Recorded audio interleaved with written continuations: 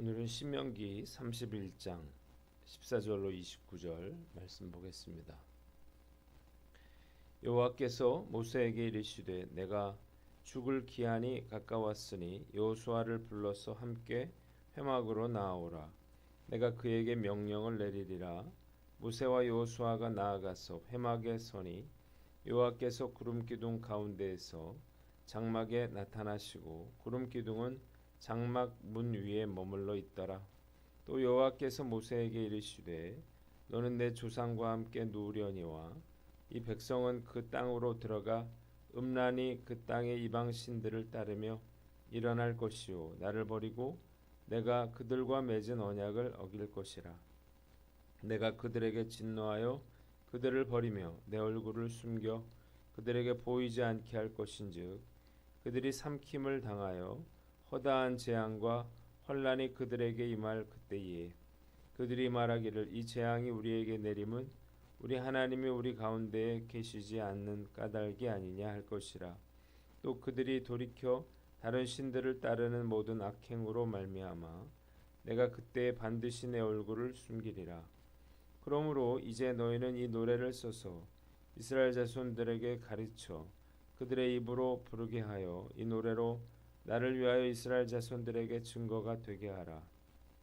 내가 그들의 조상들에게 맹세한 바 젖과 꿀이 흐르는 땅으로 그들을 인도하여 들인 후에 그들이 먹어 배부르고 살찌면 돌이켜 다른 신들을 섬기며 나를 멸시하여 내 언약을 어기리니 그들이 수많은 재앙과 환난을 당할 때에 그들의 자손이 부르기를 잊지 아니한 이 노래가 그들 앞에 증인처럼 되리라. 나는 내가 맹세한 땅으로 그들을 인도하여 드리기 전 오늘 나는 그들이 생각하는 바를 아노라. 그러므로 모세가 그날 이 노래를 써서 이스라엘 자손들에게 가르쳤더라. 여호와께서 또 눈의 아들 여호수아에게 명령하여 이르시되 너는 이스라엘 자손들을 인도하여 내가 그들에게 맹세한 땅으로 들어가게 하리니 강하고 담대하라. 내가 너와 함께 하리라 하시니라. 모세가 이 율법의 말씀을 다 책에 써서 마친 후에 모세가 여호와의 언약궤를 매는 레위 사람에게 명령하여 이르되 이 율법책을 가져다가 너희 하나님 여호와의 언약궤 곁에 두어 너희에게 증거가 되게 하라. 내가 너희의 반역함과 목이 곧은 것을 아나니 오늘 내가 살아서 너희와 함께 있어도 너희가 여호와를 거역하였거든 하물며 내가 죽은 후에 이르랴. 너희 지파 모든 장로와 관리들을 내 앞에 모으라. 내가 이 말씀을 그들의 귀에 들려주고 그들에게 하늘과 땅을 증거로 삼으리라. 내가 알거니와 내가 죽은 후에 너희가 스스로 부패하여 내가 너희에게 명령한 길을 떠나 여호와의 목전에 악을 행하여 너희의 손으로 하는 일로 그를 경노하게 하므로 너희가 후일에 재앙을 당하리라. 아멘. 오늘은 신명기 31장 말씀을 가지고 예견된 불신앙이라고 하는 제목으로 묵상 나눔하도록 하겠습니다. 먼저 14절로 18절인데 14절을 봅니다. 모세에게 이르시되 여호수아를 불러서 함께 회막으로 나오라 그렇게 말했습니다. 모세의 죽음을 앞두고 하나님은 모세에게 여호수아를 불러서 회막으로 함께 나오라 그렇게 말씀하셨습니다. 그리고 하나님이 구름 가운데 장막에 나타나셔서 모세에게 다음과 같이 말씀하십니다. 첫째로 16절 모세가 죽은 후에 백성들이 우상을 섬기고 하나님을 버리고 언약을 어길 것이라는 것입니다. 백성들은 주변의 이방인들의 영향을 받게 되고 우상 숭배에 빠져서 배교하고 하나님을 버릴 것이었습니다. 둘째로 하나님께서 진노하셔서 얼굴을 숨기시고 재앙과 환난이 임할 때에 백성들은 이 재앙이 임한 것은 하나님이 우리 중에 계시지 않기 때문이다 이렇게 말할 것이었습니다. 그들의 우상 숭배로 인해서 하나님께서는 반드시 그의 얼굴을 숨기시겠다고 했습니다. 하나님은 백성들의 배교에 분노하셔서 그들의 얼굴을 숨기시고 그들은 재앙과 환난을 당하게 될 것입니다. 하나님을 버린 그들은 하나님께 버림받을 것이었습니다. 본문이 우리에게 주는 교훈이 있는데 하나님의 마음을 헤아리라는 것입니다. 이스라엘 백성들이 약속의 땅에 들어가서 하나님이 가장 미워하시는 우상 숭배의 죄악을 짓고 또 하나님을 배교할 것이며 하나님께서 그들에게 재앙을 내릴 것이다 라고 하신 말씀을 그 이야기를 들었을 때 모세와 여호수아의 심정은 어땠을까? 우리가 한번 생각해 봅니다. 특히 오랫동안 백성들을 섬겨왔던 모세는 형언할 수 없는 그러한 슬픔에 휩싸여서 아무 말도 할 수 없었고 모세의 지도력을 위임받을 여호수아 역시 마찬가지였습니다. 그러나 사실 가장 실망스럽고 고통스러우신 분은 바로 하나님이죠. 백성들이 하나님을 배신할 것을 이렇게 미리 다 알고 계셨기 때문입니다. 그럼에도 불구하고 이렇게 하나님께서 모세와 여호수아에게 미리 경고하시는 이유가 뭔가? 그들이 경고의 말씀을 듣고 죄악으로부터 돌이키기를 원하셨기 때문입니다. 이 하나님의 놀라운 사랑과 긍휼의 마음에 정말 놀라지 않을 수가 없습니다. 자, 예수님도 마찬가지죠. 예수님은 자신이 체포되면 제자들이 다 자신을 버리고 도망치리라는 사실을 너무나 잘 알고 계셨습니다. 그럼에도 불구하고 끝까지 제자들을 사랑하셨습니다. 결코 저는 이해하지도 또 흉내내지도 못할 그런 행동이 아닐 수가 없습니다. 이 하나님의 놀라운 사랑과 은혜와 긍휼하심이 있기에 저도 지금까지 포기하지 않고 주님을 섬기며 살아올 수 있지 않았나 그런 생각을 해보게 됩니다. 다 내려놓고 포기하고 싶을 때가 한두 번이 아니었어요. 그리고 하나님 앞에 불순종한 것으로 인해서 나 자신에 대해서 너무나 실망했을 때가 참 많았습니다. 그러나 그때마다 주님께서 저에게 은혜를 주시고 다시 시작하게 해주셨는데 그때 일을 생각하면 정말 죄송하고 부끄러울 뿐이에요. 오늘 난 어떤가 한번 살펴보고 나를 향하니 하나님의 놀라우신 사랑과 은혜의 마음을 헤아려서 주님을 배신하지 않고 끝까지 주님을 따라가는 저와 여러분들 되시기를 주님의 이름으로 축원합니다. 두 번째는 19절로 23절인데 강하고 담대하라 내가 너와 함께 하리라 하시니라입니다. 하나님은 모세에게 이스라엘의 배교의 내용을 노래로 만들어서 후손들에게 가르쳐 지키게 하라, 부르게 하라 이렇게 말씀하십니다. 이 노래가 하나님께서 그들에게 가르치신 것이 무엇인지를 깨닫고 그들로 하여금 돌이키도록 하려는 것입니다.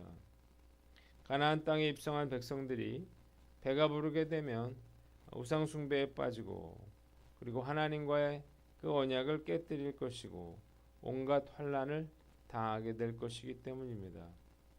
그러나 그들이 이 노래를 부르는 한 이 노래가 그들을 일깨우고 돌이키게 해 줄 것이었습니다. 그리고 하나님은 여호수아를 격려하시는데 마음을 강하게 먹고 용기를 내라는 것입니다. 하나님은 그와 함께 하시고 동행해 주시겠다 이렇게 약속해 주셨습니다. 본문이 우리에게 주는 교훈이 있는데 강하고 담대하라는 것입니다. 하나님께서 이 여호수아를 이렇게 여러 번 격려하신 이유가 뭔가?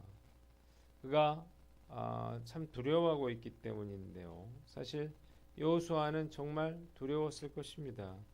모세가 얼마나 대단한 인물인가요? 그런데 이런 모세도 이스라엘 백성들을 가나안 땅으로 이끄는 일에 실패했습니다. 지금까지 얼마나 백성들이 하나님을 실망시켰나요? 이런 백성들을 이끌고 가나안 땅을 정복한다고 하는 것은 여호수아로서는 감히 감당할 수 없는 일이었습니다. 그러나 그가 알아야 할 것은 하나님께서 그와 동행하실 것이라는 것입니다. 하나님이 함께 하시기에 그는 두려워할 필요가 없었습니다. 하나님께서 그 땅을 친히 정복하실 것이기 때문이었습니다. 오직 그가 해야 할 일은 두려움을 떨쳐버리는 일이었습니다.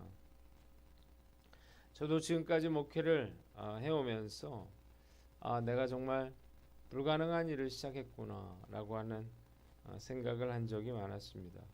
아무리 노력해도 전도는 쉽지 않았고 어렵게 전도된 성도들 역시 쉽게 변화되지 않고 다시 무너질 때가 정말 너무나 많았기 때문이에요.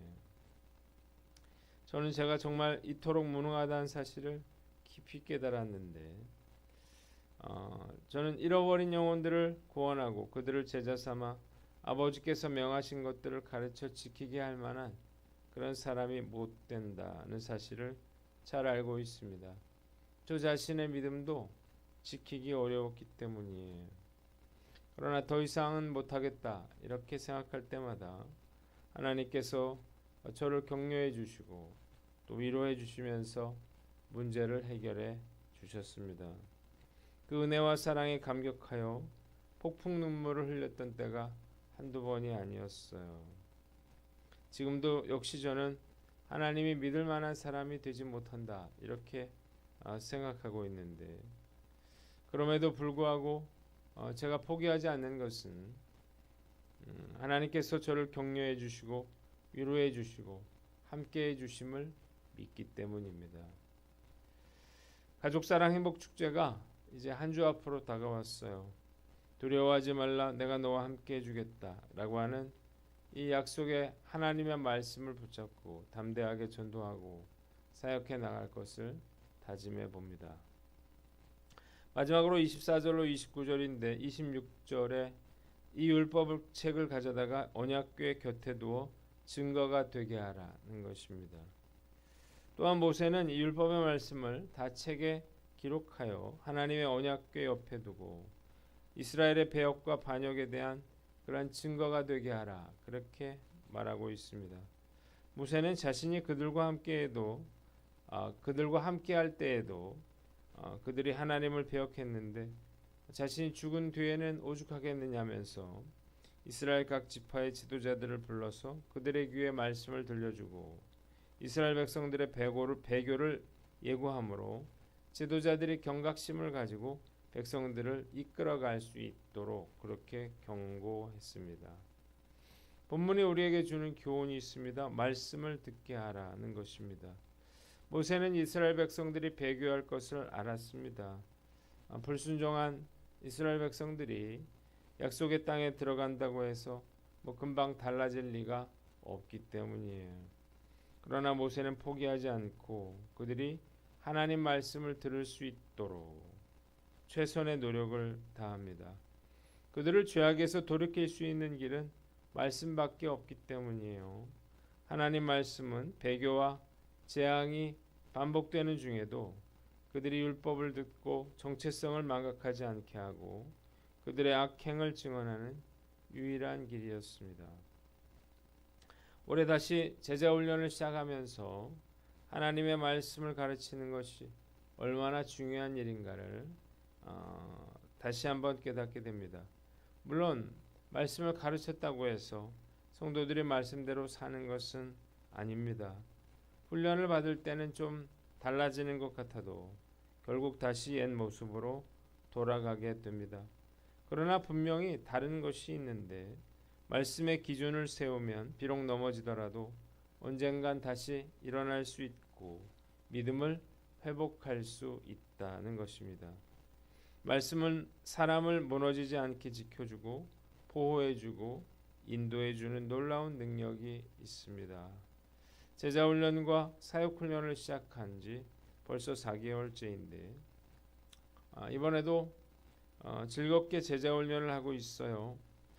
힘들더라도 포기하지 않고 끝까지 훈련을 잘 마무리하도록 하겠습니다. 또한 큐티와 말씀 사역에도 최선을 다해서 성도들을 말씀으로 세워 나가는 일에 최선을 다할 것을 다짐해 봅니다. 기도하겠습니다. 주님, 이 시간 우리가 하나님의 사랑을 기억하고 항상 주님을 하나님의 말씀을 붙잡고 주님과 동행하며 살아가게 하여 주시옵소서.